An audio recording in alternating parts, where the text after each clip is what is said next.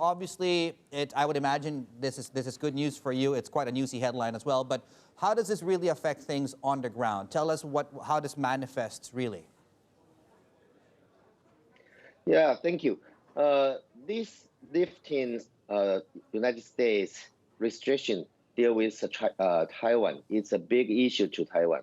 Actually, for decades, for example, the interaction between these two countries, our military personnel, when we have some kind of meeting, conference, or military exercise, Taiwanese military personnel cannot dress uniforms, cannot show our national flags. And the other example is our diplomatic personnel stationed in Washington, D.C. is not allowed entering State Department buildings. So all this kind of restriction is unfair treatment to Taiwan. And so this time, Pompeo lifted all these restrictions. It's good. It's back to normal.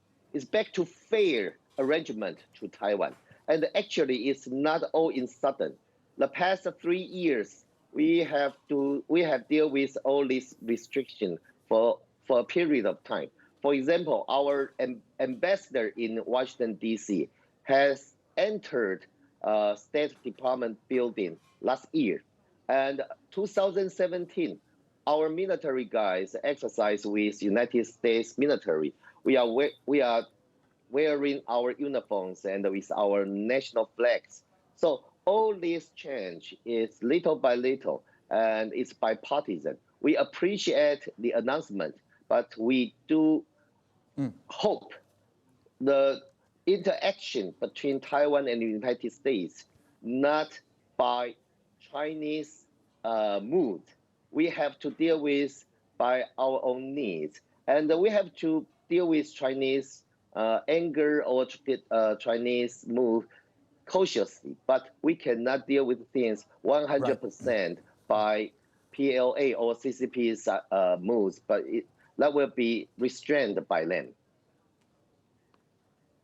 Okay. Mr. Wang, my colleague Tom McKenzie, he's in Shanghai. He's going to join us in just a few moments. Earlier, he spoke with the former U.S. ambassador to China, Terry Branstad. I want to play that soundbite and get your reaction to it. He's talking about the relations, of course, between the U.S. and Taiwan. Have a listen. The United States feels that Taiwan needs to be protected, and we have supplied them with material, but we have a diplomatic relationship with the People's Republic of China, and our relationship with Taiwan is a informal relationship. It's not a formal one. So just to underscore that last point that he made there, relations remain informal, and the reason we've played that out is next week we have a new U.S. president. Is the assumption from your side that whatever was announced on the weekend, do you think that continues, or do you think there'll be a rethinking yet again? Three aspects. First, we are not naive. We realize the relationship between Taiwan and the United States, the situation between Taiwan and China is complicated. Of course, for now, China and the United States, they have formal diplomatic relationship, and we are close partner with the United States, but we don't have formal diplomatic relationship. That's the truth. So we need to deal with things with cautious, and we need to enhance the relationship between Taiwan and the United States. When Taiwan gets secured and stabilize the relationship with United States or the world, that's helpful to this region. So if second aspect is after Trump administration, I do believe we got support from bipartisan. We respect the domestic issue in United States. Yesterday, one of the Biden administration announced they respect Taiwanese people has the right to deal with our own fate. And so-called one China policy is not including Taiwan's future. So we need to work with that with Biden administration in the future. And we think maybe the approach to deal with the complicated situation across the strait will be different with Trump administration, but the basic principle will be the same. Biden claimed publicly they commit to Taiwan for principled and strong support. We believe that, and we do have a lot of interaction with Democrat people inside the Biden team. Okay, Mr. Wang. Mr. Wang, what is the significance of the passport change that you made this week? We need to, I think we need to wait for further assessment because lift all the restriction from United States side, but the details, I believe our ambassador in Washington, D.C. need further meeting with people from State Department. So, like what I said, we appreciate the change. They lift the restriction, but we respect the situation inside of the United States. You are in the period of transition, so we need a further meeting with the personnel from State Department. Give us some details about the situation of lifting all the restriction. For example, the best change, can we have our national flag in our facilities over there?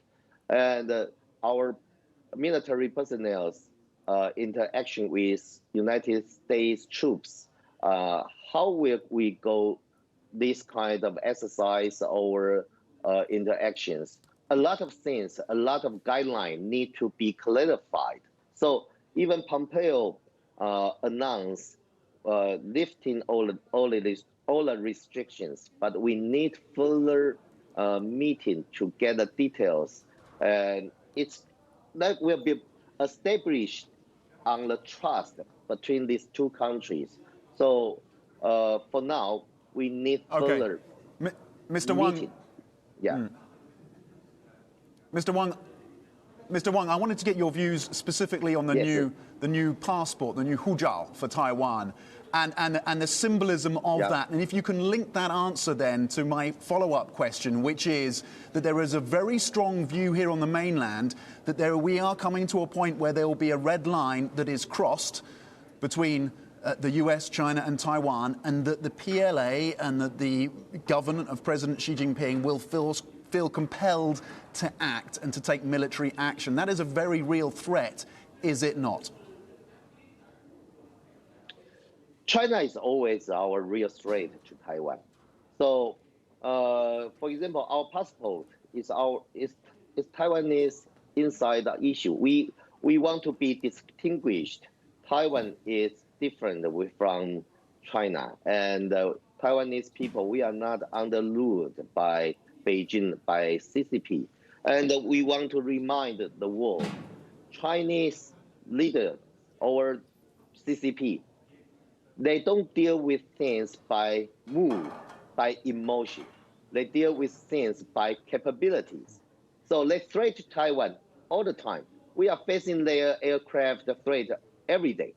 But if they are able to invade Taiwan, if they are capable to swallow Taiwan, they will do that in 1 second. Even you follow their principle, follow Chinese guideline, they will invade you in 1 second. Look at Hong Kong. You go with Chinese mood, they still doing what they want to do in Hong Kong, no matter they have national security law. So this incident, for now, we need to deal with that carefully, but don't get controlled by Chinese words or emotion. Their threat is concrete, but their capability is not enough. What we need is to cooperate, to enhance. Yes. I think this is perhaps also the direction that we're going here as a final question. There's a political reality and political hope. The economic reality, though, is that there are a lot of Taiwanese businesses that have massive commercial interests on the Chinese mainland. Do you think it's still possible to balance those two while there is a political longing of something else? How is the hope? What is the hope really for many Taiwanese businesses? In case we get souring relations, do you think they should worry about what happens with their assets in mainland China? Taiwan, we don't want to irritate China. The past 4 years, Tsai Ing-wen administration, we are dealing things with practical and facing reality. So we don't do things try to annoy China, but we don't survive by Chinese principle. So we have around million people working in China, and we have a lot of economic tie with China, but it's kind of it's not Taiwan rely on China only. Chinese industry rely on Taiwan also. So we want Chinese leader Xi Jinping understand this. We can have a peaceful dialogue and without any premise. That's what we hope. And for now, China, they want to draw a red line, but the red line is not acceptable to Taiwan.